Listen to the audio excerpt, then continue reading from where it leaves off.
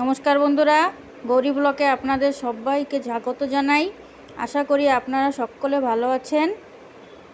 আজকে আমি কালো জিরা বেগুন দিয়ে মাছের ঝোল করব, পাতলা ঝোল, যেটা তেল মশলা কম থাকবে, একদম খেতেও খুব সুস্বাদু এবং অনেক টেস্টি হয়।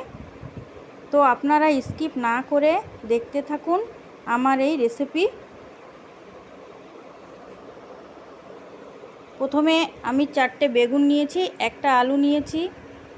এটাকে ভালো করে ধুয়ে নিতে হবে। এবার এটাকে পাতলা পাতলা করে আমি কেটে নিচ্ছি একই সাইজের।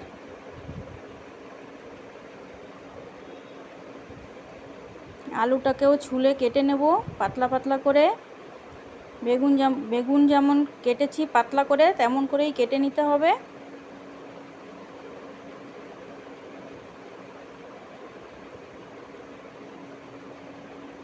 এবার মাছটাকে হলুদ লবণ মাখিয়ে নিতে হবে, মাছ ভেজে নিতে হবে। কড়াইতে তেল দিয়ে দিলাম। এবার মাছটাকে আমি দিয়ে ভেজে নেব।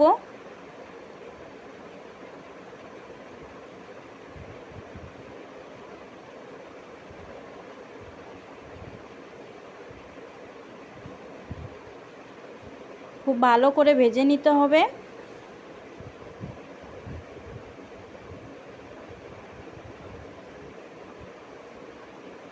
এবার মাছ ভাজা হয়ে গেছে, এই দেখেন। এবার জল ঢেলে দিতে হবে। তো আমি পরিমাণ মতন জল নিলাম এবং দিয়ে দিলাম এতে।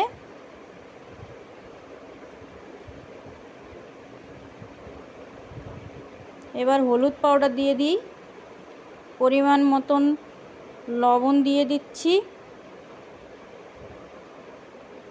কাঁচা লঙ্কা কাটা দিয়ে দিচ্ছি। এবার এটা ফুটে উঠলে উপর থেকে বেগুন আর আলু ছেড়ে দিতে হবে।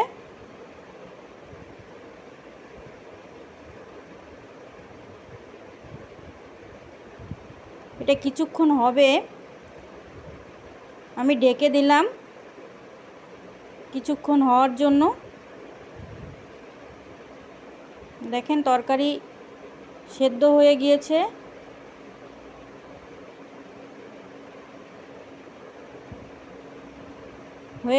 তরকারি। এবার এটাকে ঢেলে নিয়ে আবার তেল দিয়ে ফোড়ন দেব কালো জিরে। এবার কড়াইটাকে আমি ধুয়ে বসিয়ে দিলাম।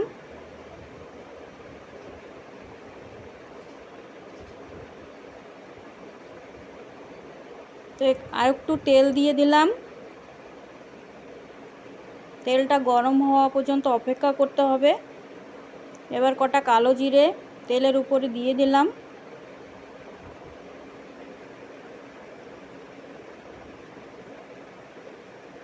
এবার তরকারিটাকে ঢেলে দিতে হবে।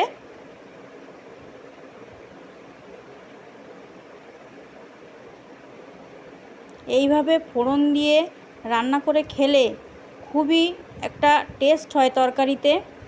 আপনারা খেয়ে দেখবেন।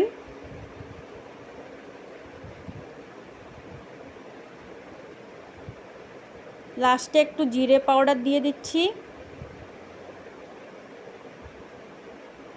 আর একটু গোলমরিচ পাউডারও দিয়ে দিচ্ছি, খেতে ভালো লাগে।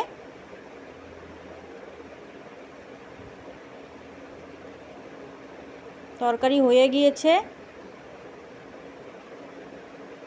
ঢেলে নিলাম।